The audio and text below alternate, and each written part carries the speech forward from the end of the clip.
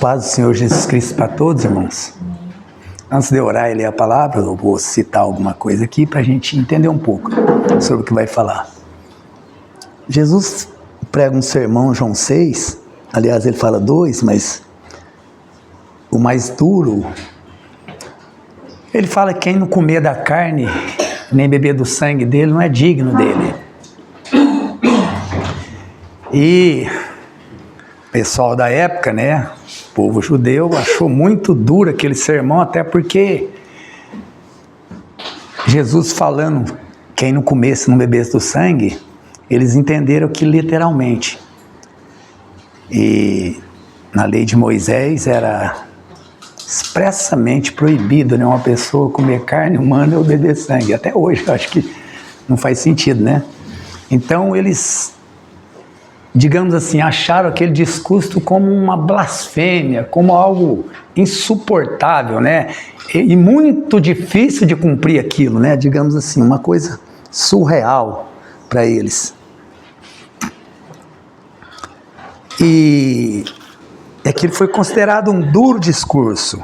E às vezes a gente fala alguma coisa, a gente prega, faz um discurso, uma pregação, um pregador qualquer que pregar, também faz alguns discursos duros.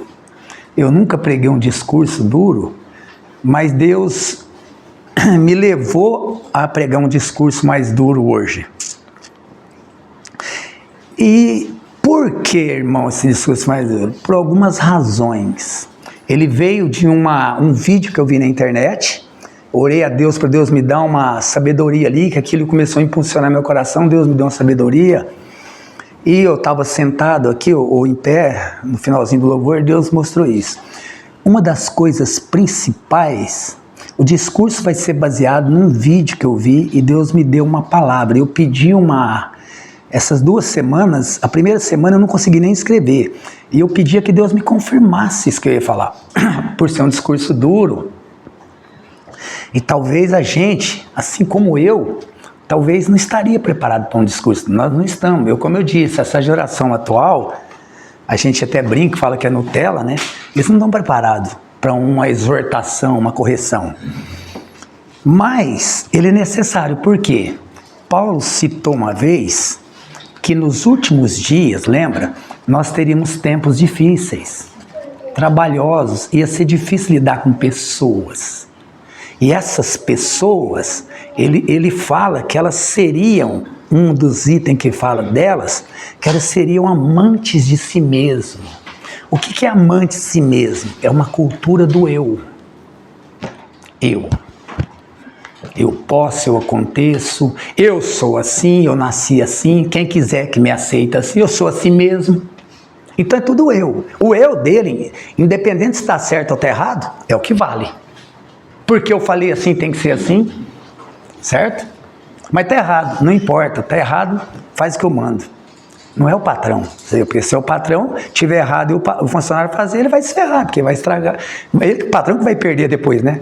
Mas não, é sempre assim.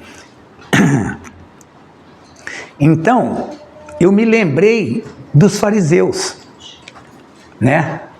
Que eles tinham a cultura do eu deles, viviam apunhalando Jesus, vinham atrás, vinham tentando pegar ele, tudo, eles tentavam tudo, né? E eu vou fazer uma brincadeira que não tem nada a ver, mas para vocês entenderem, Jesus falou assim, olhando para os discípulos, a turma que estava do lado, falou, olha, quando ele está falando sobre a tribulação, o fim dos tempos, sinais, ele falou, olha, talvez alguns de vocês estarão lá. É claro que ele está falando ali, não das pessoas que estavam ali, ele estava falando da raça humana. Alguns de vocês da raça humana estarão lá. Isso já quebra aquela ideia de que Jesus vai levar toda a cegueira e não vai sobrar ninguém na tribulação. Mas ele está falando alguns de vocês. E ele não estava pregando para ímpio, ele estava falando com os discípulos, ele estava pregando para salvos. Ou seja, olha, antes mesmo que a tribulação acabe, alguns salvos vão estar lá sofrendo. Mas eu estou fazendo um paralelo assim, quando Jesus disse isso, parece até que alguns fariseus que estavam ali, estão morando aqui hoje no nosso dia a dia, ou na igreja, digamos assim, macro, na igreja mundial, né, do mundo inteiro, a igreja de Cristo no mundo. Parece que nós temos pessoas assim, alguns fariseus também vieram de lá e estão morando aqui. E nós vamos ver um pouco sobre isso. E eu vendo parando para pensar em tudo isso, nos dias, como os homens, como Paulo diz, os homens são maus, irreconciliáveis, né? Irremediáveis, né? Eles sentam naquilo que eles acham e não levanta mais dali, irreconciliáveis, né? Implacáveis, né? Sem afeto natural, sem amor até para com os bons, Paulo diz que eles seriam. Eu acredito, irmão, não sei vocês, mas eu acho que eu sou um desses homens dos últimos dias. Porque na minha cabeça eu creio que não está muito longe. Então nós estamos nos últimos dias. Se está muito perto a volta de Jesus, então nós estamos nos últimos dias. Tem aquele texto que esta é a última hora, né? Então, o meu discurso propriamente vai ser para os homens dos últimos dias. Claro que homens é o gênero humano. As mulheres estão incluídas. Né? Você fechou a porta, Esther? Porque quando Jesus pregou o discurso, o duro discurso, eles foram embora. Eu peço para os irmãos que não é nada pessoal, é algo que Deus falou comigo, para mim compartilhar com os irmãos, e nós vamos ter uma visão dentro, talvez, de um erro que nós cometemos. É só para a gente encontrar a visão, o caminho que está errado e que talvez nós não percebemos. E deveríamos, talvez, ao invés de perder tempo com esse caminho, deveríamos ganhar tempo em outro caminho, outra direção, outro rumo, outra maneira de expressar, de entender a palavra de Deus. É simplesmente isso. Inclusive, como eu disse, eu sou um dos homens, e essa pregação já veio para mim primeiro, e eu vou ouvir ela 2 vezes, que eu vou pregar. E eu fiz isso com muita cautela, eu orei a Deus, tudo. E falando aqui, porque que realmente Deus me confirmou, eu pensei muito para pregar. Mas Deus me confirmou, porque eu pedindo a Deus que me confirmasse, e lá no cultinho que nós fizemos na casa do Juninho, os irmãos estavam lá, sabe? O Fredinho estava, o Derek pregou sobre a pregação, e aquilo lá foi minha confirmação. Quando o Derek mandou abrir em Filipenses, eu já gelei. Aí ele começou a falar da evódia sintítica, eu falei, meu Deus, eu tenho um outro texto que vai estar paralelo para nos ajudar na compreensão. Mas o texto inicial é isso, que é uma ponte só para os outros textos. E aí eu falei, puxa vida, Deus quer que eu fale, porque o Derek deu uma pincelada falando um pouco disso, mas é numa outra direção, porque a palavra de Deus, a mesma palavra nos tira de qualquer buraco que nós caímos. Para cada situação, a mesma palavra que eu pregar aqui pode ajudar um rei e pode ajudar um servo. Pode ajudar uma mulher, pode ajudar uma criança, pode ajudar um adulto e um menino pequeno, né? E pode ajudar uma pessoa, como vai ajudar nós aqui hoje, daqui a 10 anos. Então a palavra de Deus, ela não muda. Ela sempre vai renovar a necessidade que nós precisamos. Ela sempre vai trazer a necessidade. Um sermão pode ser pregado o ano inteiro. Sempre ele vai trazer a bênção que nós precisamos. Amém? Amém. Então, vocês vão entender um pouquinho depois. Eu dei um título aqui, mas depois eu vou contar uma história bem resumida. Nessa história, orando a Deus, eu tive esse título na minha cabeça para colocar. A ética que olha para trás. Nós vamos falar de 3 éticas. Depois vocês vão entender por que do título, de acordo com a historinha. E pela história, Deus me deu essa visão. Então, o tema que Deus me deu para essa noite é ética. Falaremos sobre 3 tipos de ética. Afinal, o que é o significado da palavra ética? A ética é uma matéria estudada na faculdade, todos sabem. É vasta, extensa, repetições sobre ela. Mas, bem resumida, simplesinha, a ética é a nossa capacidade de fazer a coisa certa e o bem ao próximo, mesmo quando não tem ninguém olhando. Ou seja, se você é um ético, não importa onde você está. Você pode estar diante de um presidente ou diante de uma árvore, de qualquer um, você vai ser o mesmo. Aquilo que é ética sua, você vai usar. Você não muda, isso é ética. Tem tudo a ver com cristão, né? Um cristão que é um cristão de verdade, ele é um cristão em qualquer lugar. Não importa onde ele esteja, ele vai continuar sendo cristão e agindo como cristão. Ainda que o lugar não seja talvez tão propício assim para ele, mas ele vai agir como cristão. Então, essa ética, ela responde uma pergunta muito simples. Qual que é a pergunta que ela responde? O que eu faço com o meu comportamento? Presta bem atenção que depois eu vou falar a história para vocês entenderem. Eu estou dando um pano de fundo aqui. O que eu faço com o meu comportamento abençoa ou traz problema para o meu irmão? Estamos falando de comportamento ético. O que eu faço, a maneira que eu ajo, abençoa ou traz problema? A maneira que eu me comporto no meu dia a dia. Para nós entendermos essa palavra melhor, a ética no cotidiano, eu vou contar essa história, como eu falei, né? Que me levou ao tema dessa pregação, a ética de olhar para trás. Então vamos lá, irmãos. Num voo internacional, eu estava vendo isso na internet, um professor de ética muito grande, né? Sobre a ética, muito estudado, um doutor em ética, ele estava num voo para ele ir para um país estrangeiro, e ele senta na sua cadeira, pega a mesinha do banco do avião, reclina ali e coloca seu tablet. E aí ele começa a estudar, talvez a próxima aula que ele ia, né, orientar. E num momento, um japonês olha para trás, por isso que eu pus o título. Ele olha para trás e diz assim para o professor de ética: Senhor, se eu reclinar um pouco o meu banco, eu vou te incomodar? O professor de ética, como ele é um professor, ele ficou coçando os cabelos, ele contando a história, né?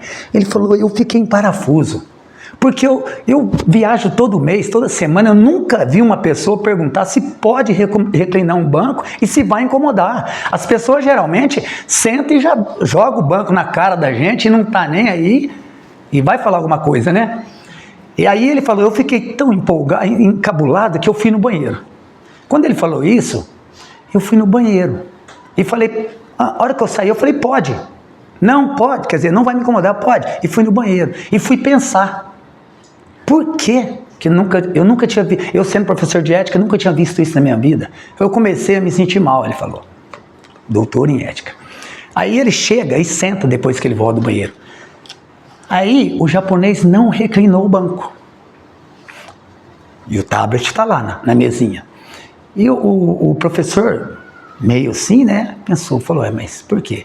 O japonês, pode reclinar o banco, eu já autorizei, não tem problema. Não vai me incomodar. Ele falou: não. Ele falou: pode reclinar o banco, não tem problema. Aí o japonês...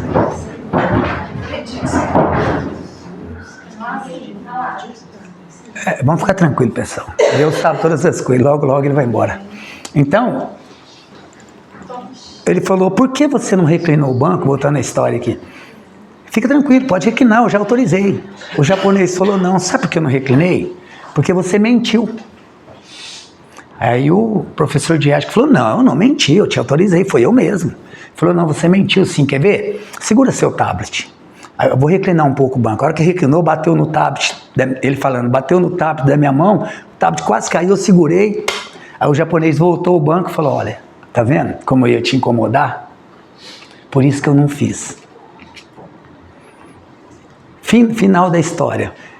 Esse professor de ética falou que ficou pé da vida. Ele disse que ele falou assim: nunca em toda a minha vida eu vi algo assim. Eu dou aula há tantos anos, nunca vi uma ética na prática daquilo que eu ensino, dessa forma. Aí ele disse que olhou para o japonês e falou assim: olha, deixa eu te falar uma coisa para você, eu sou professor de ética assim, assim, assado, mas ainda bem que eu nasci no Brasil, porque se eu nascesse no Japão, eu não conseguiria dar uma aula. Então, eu coloquei isso aqui, e você sabe o que eu pensei, irmão? Pensei assim: eu sendo um cristão, eu prego na igreja, eu canto, eu leio Bíblia, eu oro, eu não tenho a ética desse japonês também. Se um professor daquele, aquela ética tudo, ficou admirado e se sentiu mal, pensei, aí me veio isso na cabeça: eu também não tenho essa ética. Por quê? Aí eu me lembrei da cultura do eu. A minha ética é o eu. Eu tenho direito, por que eu não vou reclinar? Ele não pode falar nada. eu não preciso nem perguntar para ele. Não é assim? Você já perguntou se poderia? Alguém aqui? Tem direito. Nem sempre a gente deve exercer o nosso direito. Então vamos lá. Vamos para o texto lá, né? Que é Filipenses 2. Depois nós vamos no 4 também, viu, Derek? Que você foi lá. Às vezes você pensa que no 4 nós vamos no final. Então, nós vamos falar sobre 3 éticas. E para vocês entenderem, a ética vai ser a ética do japonês que nós já falamos, que é uma delas. A segunda ética vai ser a do fariseu. E a terceira ética vai ser a de Cristo. Então, porque a do fariseu, se nós estivéssemos na ética do fariseu, nós já estaria bem resolvido já. Se nós estivermos na ética do japonês e na ética de Cristo, eu acho que a nossa igreja é o lugar mais seguro do mundo, onde alguém pode estar. Mas nós vamos descobrir através dos textos, e cada irmão aqui, eu não estou aqui para expor a vida de ninguém, mas cada um aqui vai refletir se ele já passou por esses textos que eu vou falar, ou por essa situação. Amém? Então, quero convidar a igreja para nós abrir no texto de Filipenses 2, nos versos 3 e 4.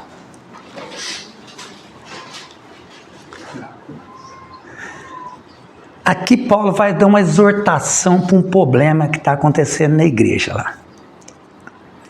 São as 2 mulheres que o Derek pregou, lembra? Tem uns irmãos que já está escutando pela segunda vez, pelo menos o texto.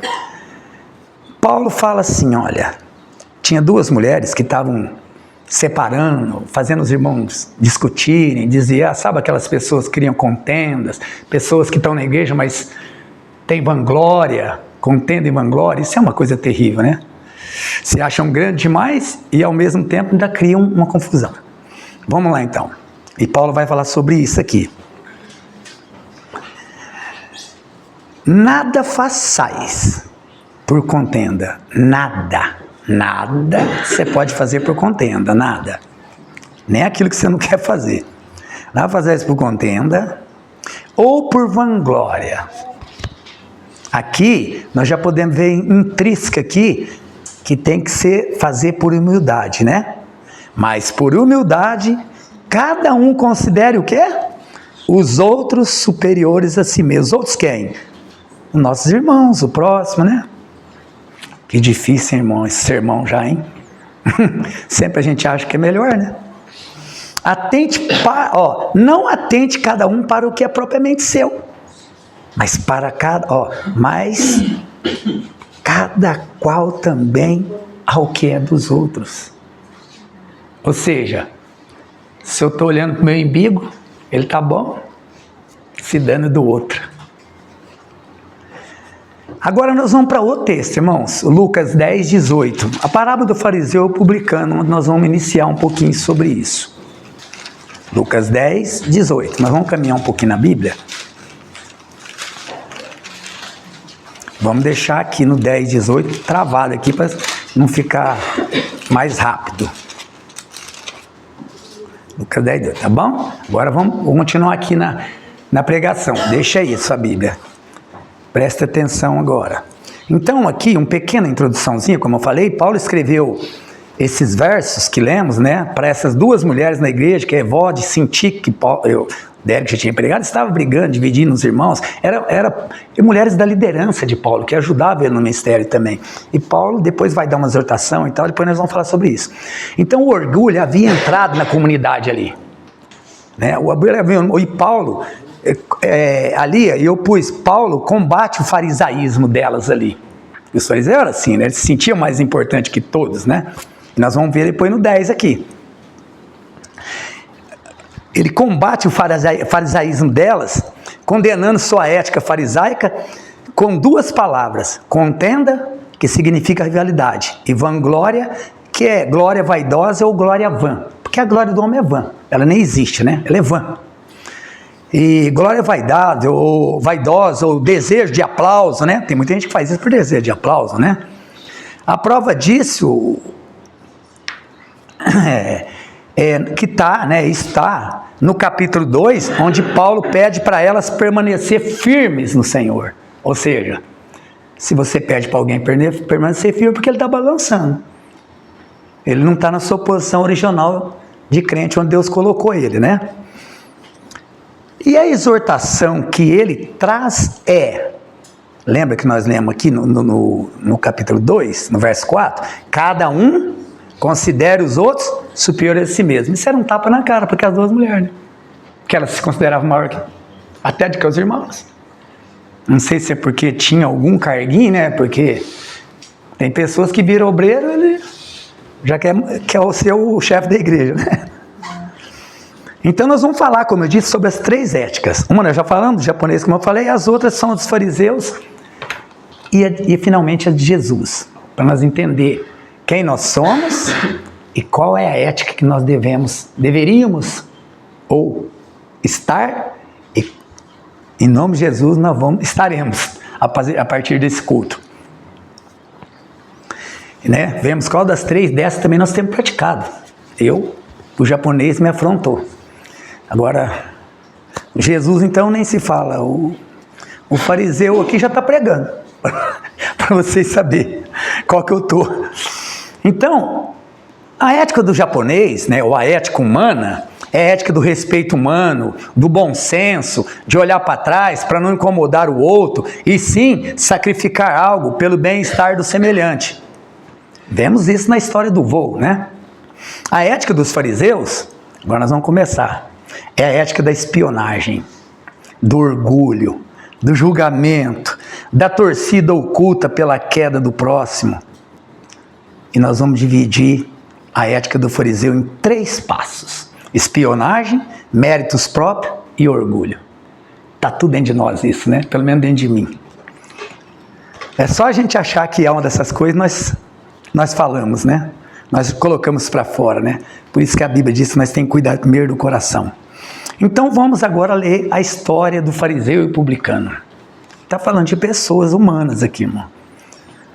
A raça humana não mudou, ainda é a mesma, com seus mesmos defeitos e com seus mesmos direitos de ser más. Nós ganhamos esse direito de Deus de ser más, nós tirou da mão dele. Ele não pode ir contra nós nessa parte, nós podemos ser maus, sabia? Nós temos o direito de ser má, a não ser que ele nos encontre, nos chame e tenha misericórdia das nossas vidas. 18. Lucas 18, 10. Eu falei 10, 18. É 18, 10. Errei, irmãos. Você já achou que ia escapar, né? Não vai não, vamos lá. Então, irmãos, 2 homens, Jesus está dizendo que 2 homens subiram ao templo para orar. Olha que interessante, os 2 oravam. Um fariseu e o outro publicano. Vamos considerar esse publicano, que ele também orava, aquele irmãozinho menor, que ainda não sabe nada, sabe? Que veio na igreja umas 2, 3 vezes, está começando. Ou mesmo que veio a primeira vez, teve coragem de orar, né? Porque para você chegar no templo, pôr de pé de um lado um fariseu, conhecer a lei e orar junto com ele, você tem que saber um pouquinho pelo menos, né? Eu não me atreveria talvez. Então, e eles oravam. E o fariseu ali em pé orava dessa maneira, de si para si mesmo. Olha, veja que a oração dele não ia para Deus, voltava para ele, porque era uma oração egoísta, egocêntrica, certo? Era uma oração para falar dos feitos dele. Eu sou assim, sabe aquela oração assim? Por isso que eu mereço ser justificado. Nós vamos falar um pouco sobre isso. Vocês vão entender na leitura. Então ele falava assim: ó Deus, graças te dou, porque não sou como os demais homens roubadores, injustos e adúlteros, nem ainda como este publicano. Jejuo 2 vezes por semana e dou os dias de tudo quanto possuo. Olha a oração do cara.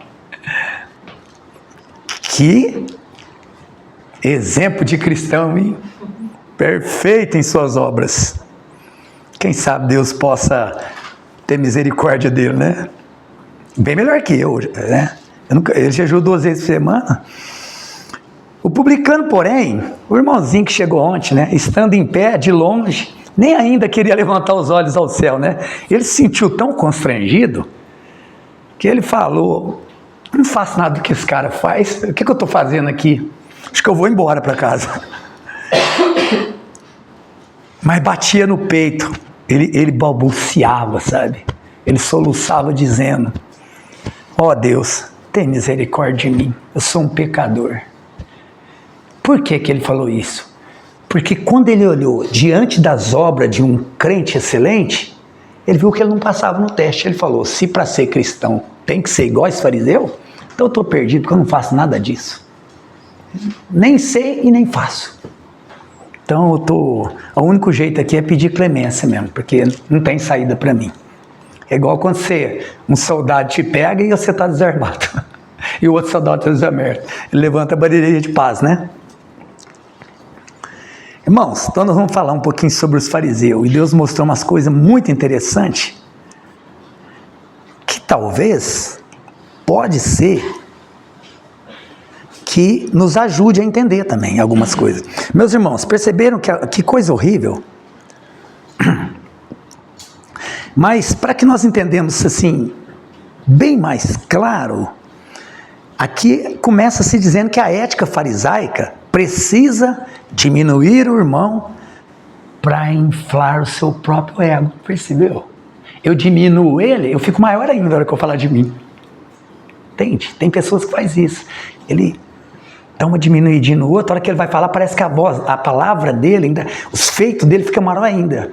Porque o outro começa a analisar o tamanhozinho daquilo ali, porque ele já ficou mais para baixo depois que o fariseu conversou, contou os feitos dele, então, e ele ficou maior ainda, porque falou: não, realmente, eu olhando para esse cara aí, ó, ladrão, não faz nada, esse fariseu é muito grande, eu sou muito grande mesmo.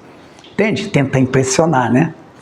Convencer. Mas vamos ver aí, nós estamos falando nós estamos falando que em 3 passos. O segundo passo aqui é a espionagem. Vamos para Lucas 20:20. 20:20, só 2 folhas para frente. Está no 18, né? Vamos para o 20:20. Vamos ver se eles gostavam de espionar mesmo. Vamos lá ver. Acharam aí? E observando quem? O que Jesus estava pregando, o que Jesus estava fazendo, como Jesus estava agindo, o cotidiano de Jesus. E observando mandaram espias que se fingissem de justos, de seguidores de Jesus. Vocês vão lá e faz de conta que vocês é cristão, que vocês é daquela igreja. Para o apanharem na alguma palavra e o entregarem à jurisdição e o poder do presidente. Ou seja, para o condená-lo, a palavra mais correta, se a gente for falar aqui. Que interessante a ética farisaica né? Nas minhas 48 anos de dentro de igreja, quantos irmãos já vi fazer isso? Coisa semelhante. Então, aqui, irmão, fiz uma alusãozinha ao texto. Um apanhado, né? Para a gente entender mais simples. Eles iam ao culto, trazendo para hoje, fingiam de justo, usava roupa de santos, né? Tem gente que põe até terno, gravata. Usava roupa de santos, mas o coração deles era de um fiscal. Vamos lá que hoje nós pega ele. Esse homem é liso, mas um dia nós pega ele. Então, eles não queriam ouvir a pregação de Jesus. Tem pessoas que é assim, vem na igreja e se correndo. Se a irmã cantar desafinada, eu vejo. Olha, se ele não fizer uma exegese correta, eu vou comentar isso. Bom, irmão. Então eles não queriam ouvir a pregação de Jesus para serem transformados.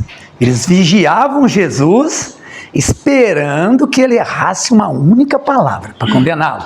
Uma única palavra, um único erro na lei. Se eles quebrassem algum item, tanto que tentou pegar Jesus no sábado várias vezes, né? A pergunta é: será que isso também é possível na igreja atual? A resposta é sim. Nós vamos ver. Vou dar um exemplo prático disso aqui, de uma outra natureza, mas para você entender. E já aconteceu comigo. E acontece com qualquer um de nós. Talvez involuntariamente, podemos dizer assim, mas hoje nós não vamos ser mais involuntários, né? Que o dia que Deus abre os olhos, nós não podemos fazer mais. Imagina que um irmão, vou colocar eu mesmo, imagina que eu estou em pecado. Aí eu chego no meu irmão em secreto e conto meu pecado. E eu estou numa luta, mas é uma coisa que eu não posso falar para todo mundo. E eu conto para um irmão meu, para o Derek, porque eu confio no Derek. Então eu sei que ele vai me ajudar. E a Bíblia diz que nós temos que confessar os pecados uns aos outros, não é assim? E aí eu conto, e é uma coisa muito séria. E eu falo, Derek, me ajuda em oração, faz isso. Aí o Derek, o que ele faz? Ele vai nos irmãozinhos para pedir oração para mim. Coisa boa, não é? Só que ele conta o meu pecado. Estragou tudo. Não adiantou nada. Então ele faz uma fofoquinha, mas assim, não vai ser tão ruim assim, Milton. Você vai ganhar umas orações de presente de mais irmão, e você sabe que 2 é melhor que 1, né? Eu acho até engraçado contando, mas é sério. Não tem irmão que faz isso? Ô, Abadia, o irmão lá assim, tá assim, mas ó, conta pra ninguém não, ele já contou. Você ora por ele, aí a Abadia vai lá, conta pra ninguém não. Ai, meu Deus, como é duro saber isso. Isso é ficar esperando o pecado do irmão virar público para condená-lo, porque a igreja vai condenar. E aí, ao invés de condená-lo, vamos para a Bíblia, para Filipenses 4, 6, 7, que eu quero ver se eu respondo um pouco das coisas na Bíblia aqui. Vamos falar, ao invés de nós condená-lo, Filipenses 4, 6, 7.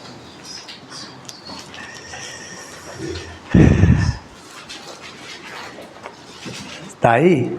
Já vou lendo, irmão, se vocês quiserem ouvindo, que aí a gente vai mais rápido, né?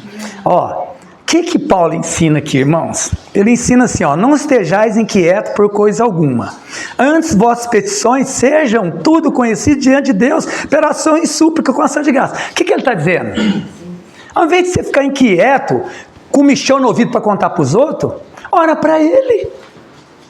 Coloca diante de Deus. E você também que é um pouco mais sábio, ou que tem mais suporte de Deus já para as tentações, fala, irmão, aqui está escrito, vamos colocar diante de Deus, coloque também, eu vou ajudar você, colocando também, vou orar por você, e você também, coloque também, nós não temos outra saída. Você entendeu? É só Deus que pode te ajudar, porque isso é algo espiritual, só Deus pode purificar você. Então, essa é a ideia de Paulo, colocar diante de Deus, não é colocar diante da igreja, sair contando para os outros.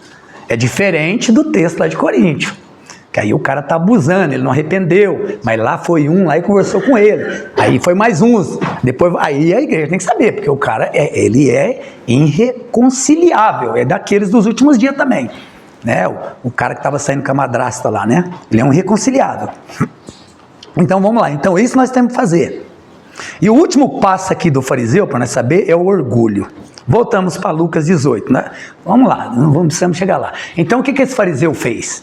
Ele subiu no templo, começou a orar de si para si mesmo. Graças te dou, porque eu não sou como os demais roubadores.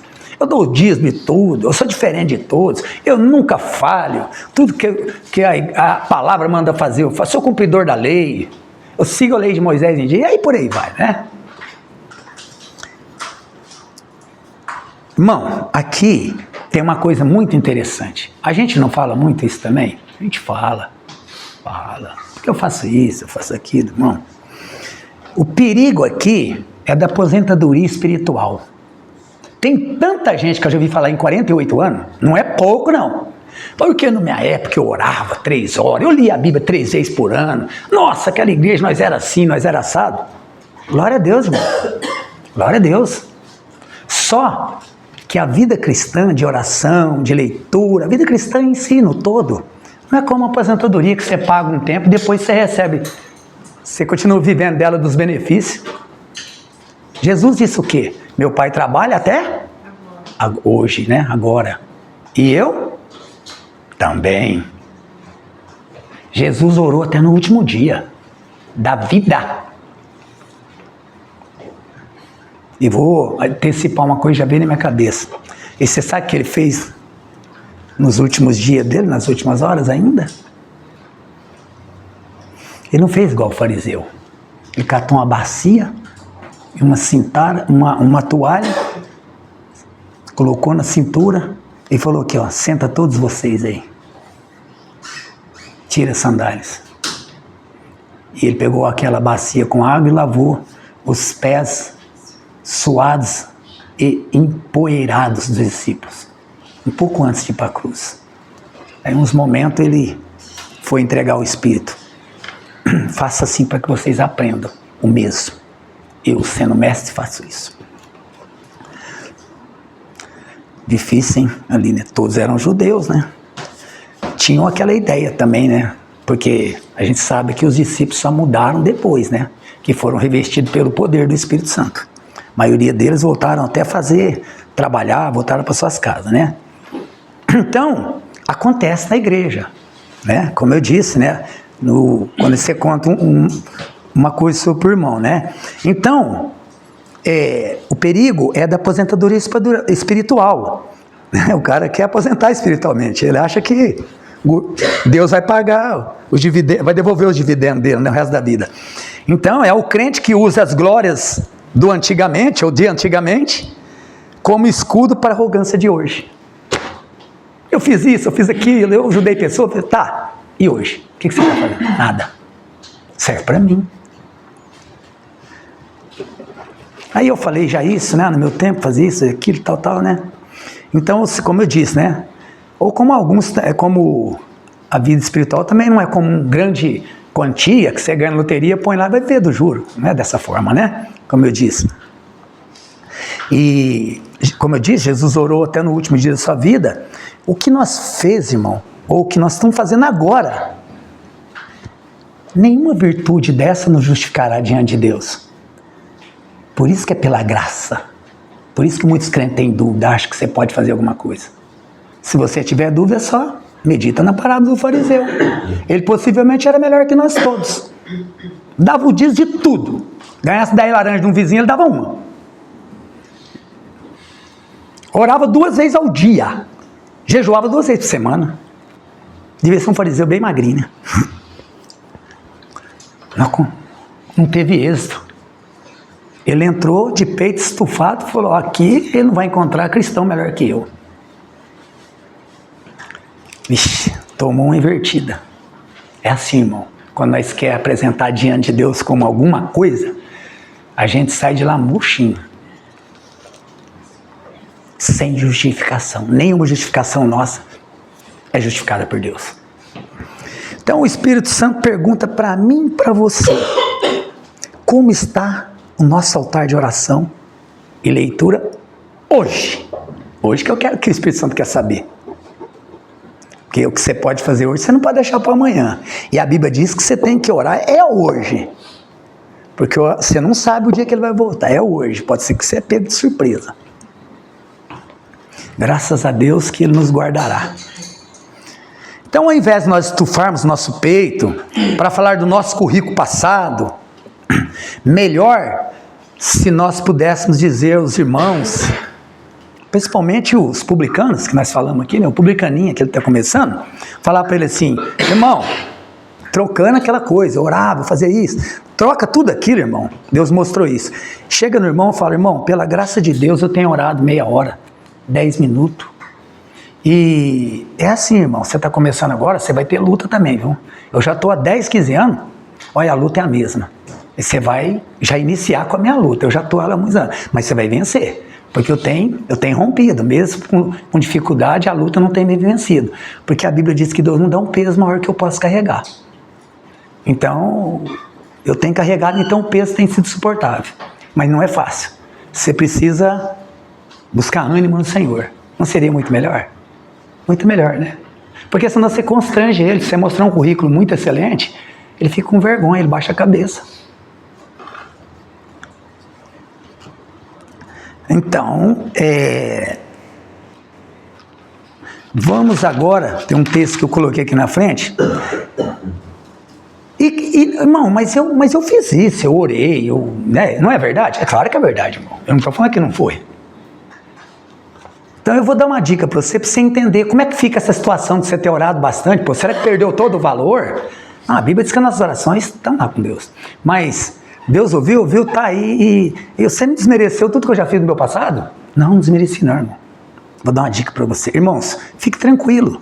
Tudo que você fez para Deus, ou entre os irmãos, ou no seu secreto, as suas orações de joelho na madrugada, né, e etc., seus jejuns, como o fariseu fez, você não precisa falar para Deus. Sabe por quê?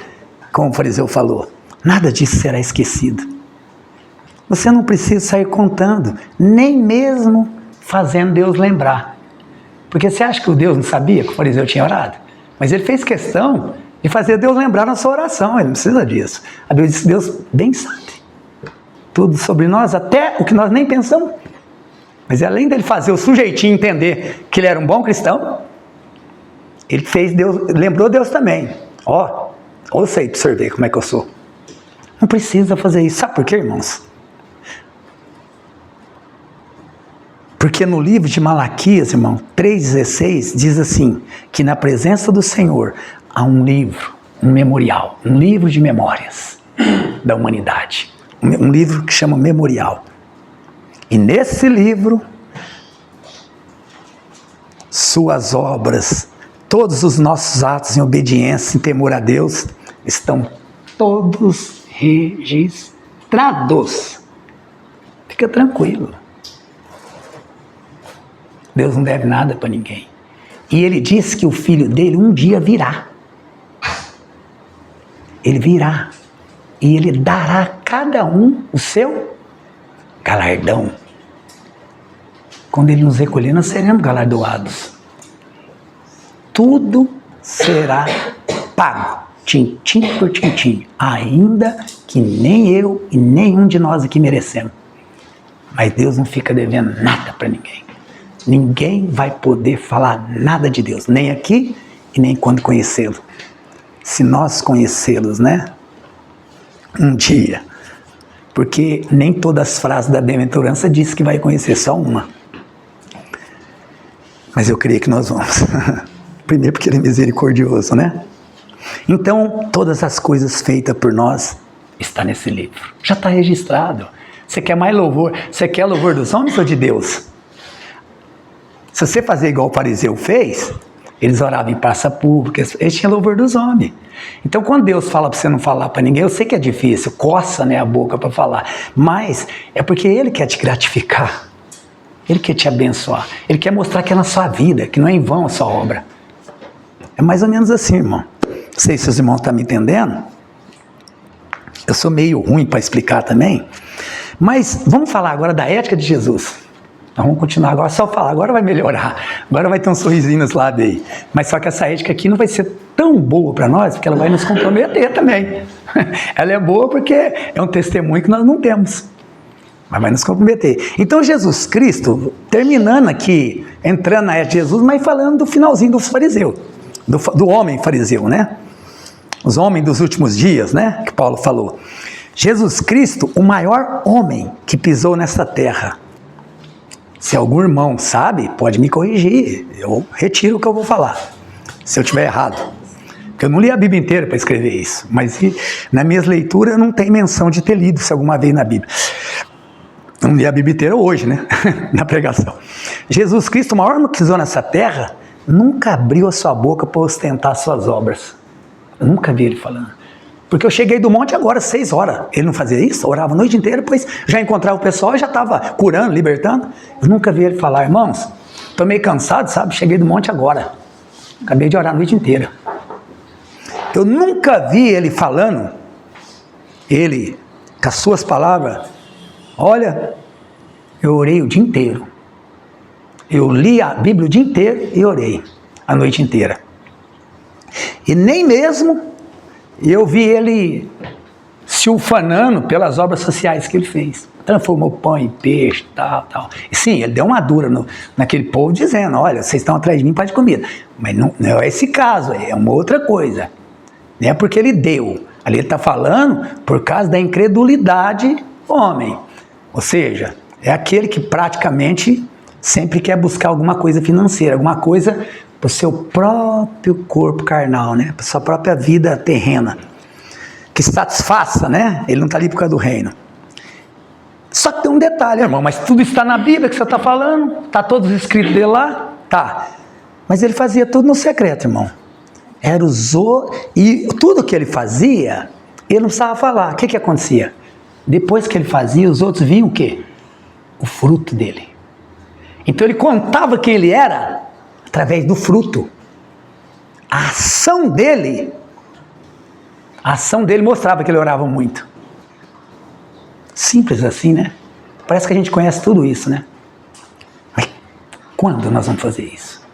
Orar bastante, jejuar bastante, tudo isso que o fariseu faz. Mas pela nossa ação. Fala, esse cara vai ver que eu oro. Eu não vou falar para ele, ele vai ver. Ele vai ver, através das minhas palavras, das minhas ações. Quem tem fundamento na rocha, depois eu vou falar isso no final, vocês lembram? E Lucas 6:46 em diante, construiu na areia o insensato e o sensato construiu na pedra, na rocha, e a casa dele foi embora. Quem tem... Bom, deixa eu voltar lá, né, para nós continuar aqui agora, nós vamos falar depois isso aí. Então, olha só o fariseu. Claro que o fariseu de Lucas 18, ao falar as suas obras, voltando para ele, depois nós vamos terminar ali o restinho, estava demonstrando o quê? Algum arrependimento? Dependência de Deus? Quando ele chegou a orar para Deus? Ele estava falando, Senhor, eu ando tudo errado. Ele não demonstrou nada. Ele demonstrou que ele era capaz.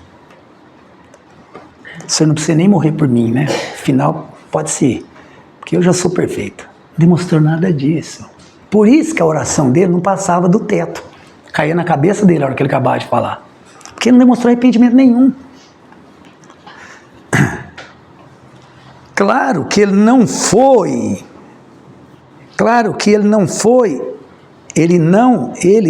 foi apresentar ali, ele não foi fazer isso, ele foi apresentar um relatório do seu orgulho, dos seus próprios méritos, enquanto que o publicano foi pedir misericórdia. Nós falamos sobre isso, né? O fariseu cumpriu todas as regras mecanicamente, mas saiu de lá que jeito? Rejeitado. Que coisa, hein? Era melhor que o publicano em tudo, mas foi rejeitado. Essa é a ótica de Deus, mano. Percebeu que o ponto central do fariseu era ser justificado pelas obras? Quando eu falei da salvação, quantas pessoas acham? Aqui está falando da salvação já, que são justificados pelas obras. Esse aqui é a clareza de uma pessoa que acha que ele tem que fazer alguma coisa para Deus aceitar ele. Se ele não fizer, vou para o inferno. O inferno já era nosso, irmão. É Deus que está tirando alguns que ele quer. Nós já estamos no inferno. Nós temos que torcer para Deus tirar nós de lá. Nós já é do inferno. Você não vai para o inferno. Você já é do inferno. Olha que coisa legal. Você já é. Ao que você põe na sua cabeça, você fala, Deus, tem misericórdia de mim. Você só vai falar isso. Porque você não vai justificar nada para ele. Porque quem está no inferno não tem nenhuma obra diante de Deus que agrada a Deus. Então, a salvação não depende do que nós fazemos para Deus, mas depende única, exclusivamente da obra de Cristo na cruz. Então o fariseu não entendeu isso. E os fariseus da atualidade têm que entender, né? Porque Deus está nos orientando.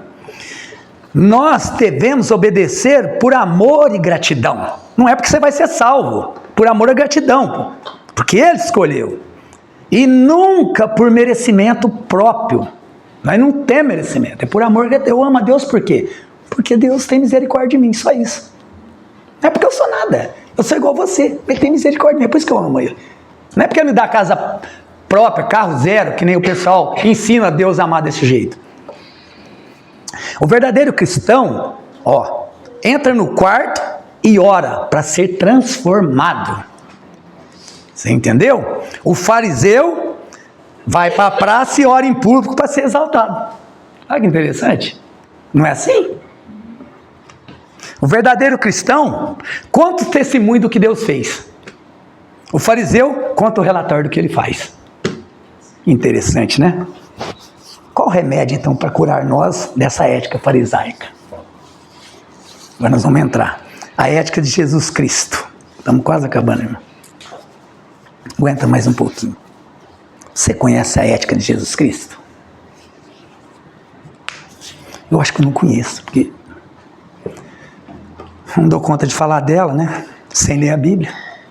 Se eu conhecesse, eu não precisava ler a Bíblia, eu já sabia a ética dele. Mas na minha vida, falar com a minha mão, com o meu braço, com meus olhos, com a minha boca, com meus sentidos. Com as janelas da alma, como dizem os judeus. A ética de Cristo. No dia a dia, eu fiz um apanhado para nós, meio que uma historinha, para não ficar sem entender. Para dar um sentido no que eu estou falando, né? No dia a dia, Jesus quebrava o quê? Os protocolos, né? Os protocolos dos judeus, dos fariseus, dos saduceus. O que ele fazia? Para que ele quebrava, irmão, o protocolo? Vou fazer um negócio diferente, que todo mundo vai vir em cima de mim. Para valorizar o ser humano. Não é assim? Ele ia curar um ser humano no sábado. O povo, nem vou falar judeu e fariseu. O que o povo da época queria? Preferia que o homem morresse, mas não curar ele no sábado. Para nós é importante que esse homem morra, mas que o senhor cumpra o sábado. Você vê?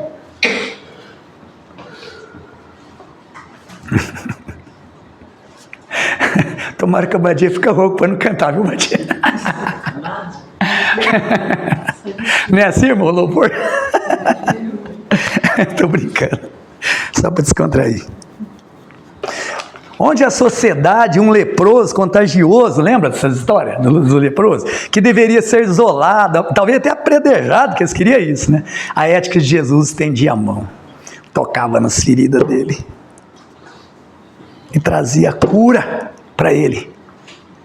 Onde o mundo via uma mulher pega em adultério, que eu estava comentando com a Esther, que merecia a morte também por pedradas, da mesma forma.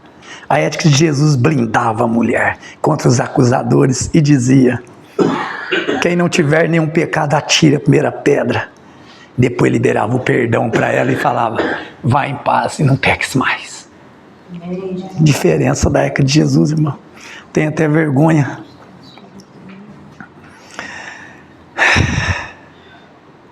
Levando-a para Deus. E nós? O que nós fazemos com as pessoas? O que nós fazemos com as prostitutas? Nós levamos as pessoas para Deus ou para o sinédrio? Para o tribunal? Jesus, na honestidade, a ética de Jesus era uma integridade absoluta. Quando cobrado, lembra, sobre os impostos, ele não sonegava. Ele dizia: dá a César o que é de César, e a Deus o que é de Deus. Entrega aquilo que é de alguém, não fica com você, não fica no seu bolso, né? Ele tratava os cobradores de impostos. Mas esses aqui, irmão, esses aqui ele devia tratar mal, porque esses aqui roubavam até os próprios irmãos aí, de sangue. Ele tratava os cobradores de impostos corruptos, como Zaqueu, né? Lembra que Zaqueu, ele não tinha muita noção, ele falou: vou devolver, se eu peguei 2 vezes, eu vou devolver 4. Tanto que o cara cobrava mais que ele nem sabia a enorme corrupção que ele tinha na cobrança de imposto, né? Mas ele podia tratar o Zaqueu com xingamentos, né? Você é um ladrão, Zaqueu. Você é um sem vergonha, Zaqueu. Você rouba os próprios concidadãos. Você pegou uma posição de honra aí com o prefeito, te colocou e está ganhando um salário bom, você devia honrar aos seus irmãos, Deus, ser justo, Zaqueu. Nada disso. Depois nós vamos dar uma ligação com isso aí no finalzinho. Sabe o que ele fazia? Ele entrava na casa deles, irmão. Ele ia lá almoçar com eles. Entrava na casa deles para transformar o caráter deles. Através do quê? Da dura? Do amor. Zaqueu, hoje, houve salvação onde? Na sua casa. Na sua casa. Jesus parava tudo para atender uma pessoa, não parava? Ele parou para atender uma viúva chorando, que chorava a morte do seu filho único, lembra disso? Parou. A ética de Jesus era acessível, era justa na prática, honestidade irrepreensível. E a sua preferência era por quem? Sempre pelos mais fracos. Sempre os mais fracos. Sempre os mais fracos, irmãos. Isso.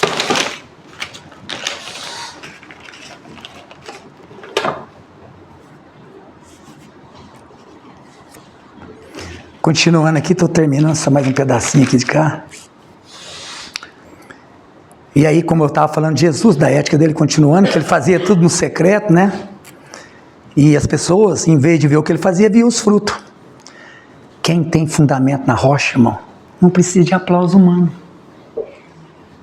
Se você sabe que aquilo que você faz é de Deus e está em Deus, e é correto, você não precisa de aplauso de ninguém. Não importa o que falam de você. Quantas pessoas falam mal de mim e falam, eu não estou nem aí. Só que ninguém sabe o que eu faço. Mas eu faço, mas eu não falo. Sabe? Eu já recebi muitas afrontas, mas para mim não muda nada. Deus está sempre me abençoando, isso que importa. Né? Como dizia meu pai, eu não como na casa de ninguém. Então quem tem fundamento na rocha, ele não precisa de aplauso de ninguém. Ele já sabe que o seu nome, as suas obras já estão gravadas no memorial do céu, lembra? Malaquias 3,16. Ele já sabe. Eu já sei, tudo que eu fiz para Deus está lá. Um dia Deus vai falar, olha, servo bom, transformou o talento. Nem que ser 2, né? Nem que ser mais um, nós vamos transformar, né? Recebemos um, vamos transformar para o mundo. Então vamos voltar a Filipenses para nós terminar rapidinho agora. Agora nós vamos para Filipenses 4, né? Lembrando da historinha da pregação do Derek também. 6. E por que nós vamos chegar aqui? Vocês vão ver o final, por quê? Tudo isso, dessa ética de Jesus que eu falei, para uma coisa. Ao invés da vanglória, da contenda, da soberba, dessas coisas todas, nós vamos chegar num fundamento aqui que tem que haver. Né? Que nós temos que aprender. Então voltemos lá para o 4:7 agora. Nós estávamos no 2, agora nós vamos no 4. Filipenses 4. Então, no 4, de 4 a 7, né? Regozijai-vos sempre no Senhor. E outra vez, regozijai-vos. Seja a sua equidade ou a sua amabilidade notória a todos os homens. Perto está o Senhor. Irmão, vamos falar sobre isso aqui. Amabilidade diante dos homens. Por quê? Perto está o Senhor. Você sabe o que o Senhor está vendo. Olha que interessante. Vamos lá então.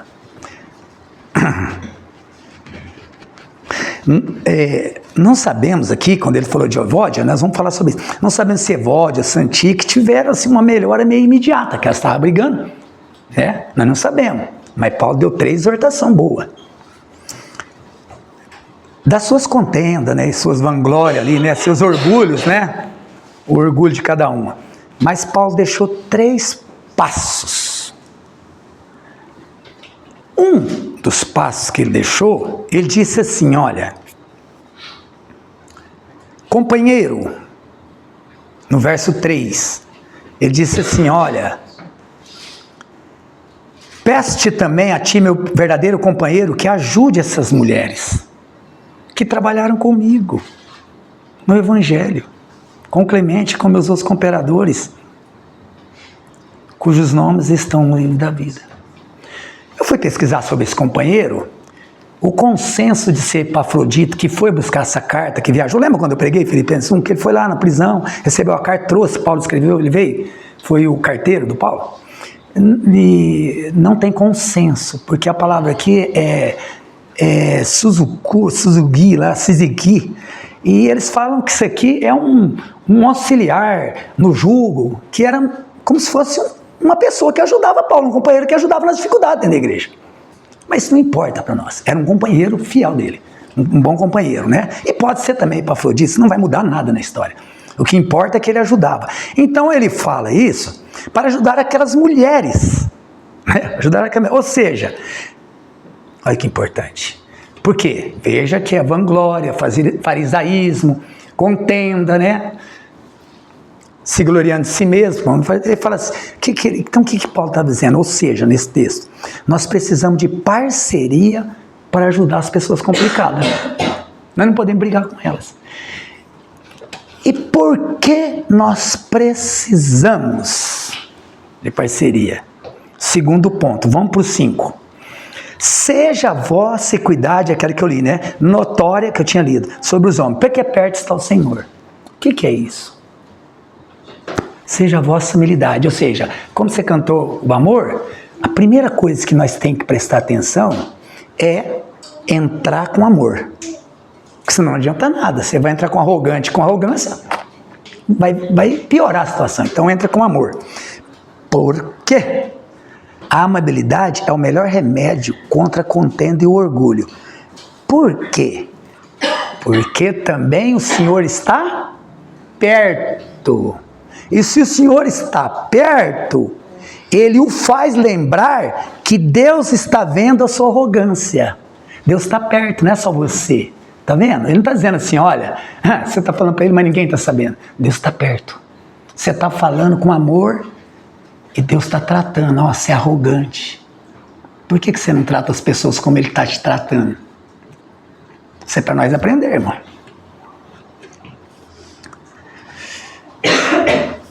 E o último passo que Paulo dá para resolver esse problema, que é trocar a disputa que elas tinham lá, ficavam disputando entre os cargos e a briga era delas, pela paz de Deus. E onde nós vamos vir? Nos versos 6 e 7. Não estejais inquietos por coisa alguma.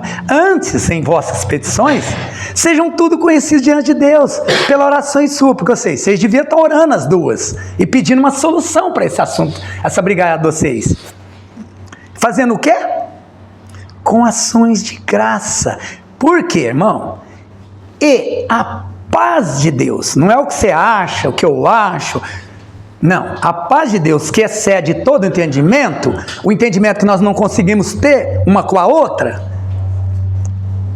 guiará os nossos corações, Santique e Evódia, e os vossos pensamentos em Cristo Jesus. Sabe? Se vocês começarem a orar, essa paz de Deus vai inundar seu coração e vai guiar você novamente, vocês duas para Cristo. Porque vocês estão apartadas. Vocês estão balançando na fé. E vocês são liderança aqui na igreja, junto com meus cooperadores. Vocês têm que dar o exemplo. Agora já fui para o lado da liderança, né? Fui para... Ó, Derek. Preguei para nós dois por enquanto, né? Logo vocês viram a liderança também, vai sobrar para vocês.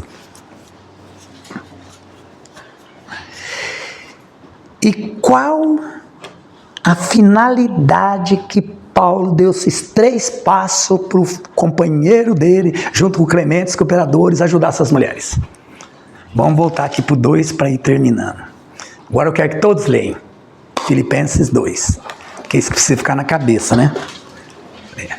Qual que foi a finalidade? Que ele fez tudo isso com essas 2 mulheres, para elas saírem do farisaísmo e começarem a ter a creche, para que eles, dali para frente, elas terem o que na vida deles? 2:5.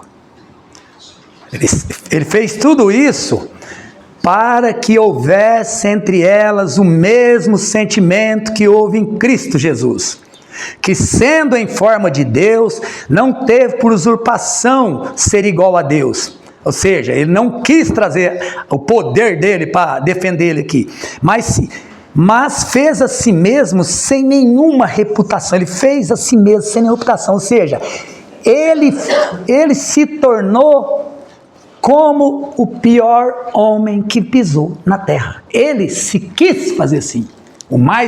Lembra lá em Isaías 53, Deus me trouxe na memória? Mais rejeitado, mais humilhado. Ele era tudo mais, mas tudo coisa ruim. Ninguém ao menos olhava para ele. Nem na cruz, né? Até na cruz eles tentavam ele. Nem na cruz ele não teve paz para morrer. Se o Senhor realmente é Deus, então tira nós daqui, dessa cruz, tire nós também daqui.